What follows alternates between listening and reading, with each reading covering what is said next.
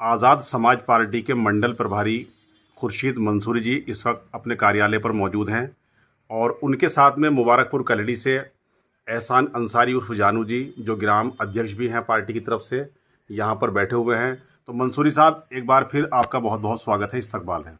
शुक्रिया मुंबल भाई। मंसूरी साहब, आज़ाद समाज पार्टी का जो जनाधार है वो लगातार दिन ब दिन बढ़ रहा है, तेज़ी के साथ पार्टी से लोग जुड़ रहे हैं और चंद्रशेखर आज़ाद जी भी लगातार अपनी जो लोकसभा क्षेत्र है उसमें बराबर काम कर रहे हैं, सक्रिय हैं। तो कुल मिलाकर क्या कहना है आपका, जो ये तमाम हालात बने हुए हैं पार्टी के?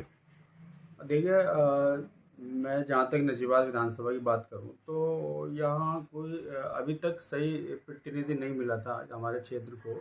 और जब से माननीय सांसद जी यहाँ से सांसद चुन के गए हैं तो वो सड़क से लेकर के सदन तक नजीबाद क्षेत्र की आवाज़ उठा रहे हैं। लगातार आप लोग सुन रहे होंगे, पहले भी हम लोगों ने एमपी बना के यहाँ से भेजा है वो लोगों को, लेकिन वो बोलते नहीं थे नजीबाद के बारे में। तो हर मुद्दा उठा रहे हैं नजूबात का, चाहे वो रेलवे का मुद्दा हो, स्कूल का मुद्दा हो, कॉलेज का मुद्दा हो, और या कोई भी नौकरियों का मुद्दा हो, रोजगार का मुद्दा हो, सारे मुद्दे माननीय सांसद जी उठा रहे हैं और लगातार जो है क्षेत्र की जनता के संपर्क में है। अभी उनका दौरा हुआ था, मैं समझता हूँ 1 महीने में 2 बार वो अभी तक आ चुके हैं। ये बहुत बड़ी बात है अपने आप में।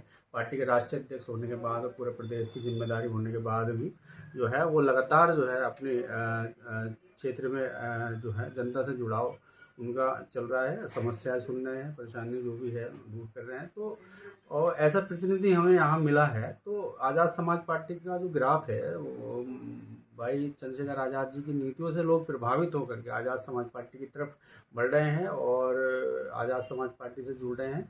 और वो बहुत जल्दी ही जो है आने वाला जो चुनाव होगा उसमें सत्ता में जो है हिस्सेदारी होगी आज़ाद समाज पार्टी की।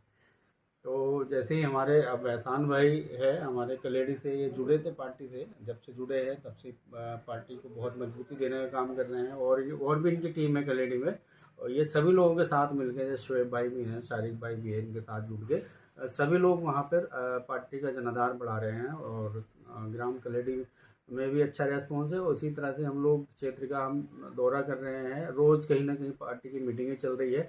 तो मुस्लिम समाज, ओबीसी समाज, एससी समाज तेज़ी के साथ बढ़ रहा है। मैं जिम्मेदारी के साथ कह सकता हूँ कि दूसरी पार्टी कोई भी विधानसभा में आज़ाद समाज पार्टी के सामने नहीं टिक पाएगी। मंसूरी साहब, अभी अगर हम आने वाले चुनाव की बात करते हैं तो त्रिस्तरीय पंचायत चुनाव भी हमारे सामने है, उसके बाद विधानसभा का चुनाव भी हमारे सामने है। तो पार्टी की क्या तैयारियां चल रही हैं?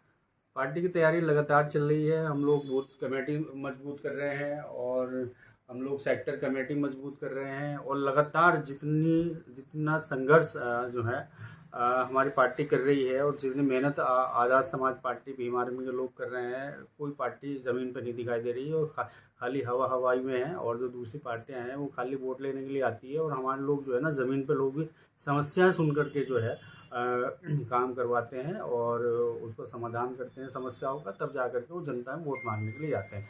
तो आज़ाद समाज पार्टी को जिला पंचायत चुनाव में भी भारी समर्थन मिलने जा रहा है। और हमारे एहसान भाई भी हमारे बीडीसी की तैयारी कर रहे हैं। तो मैं अपील करूँगा लोगों से कि इनको भी जो है वहाँ से जिता करके भेजें।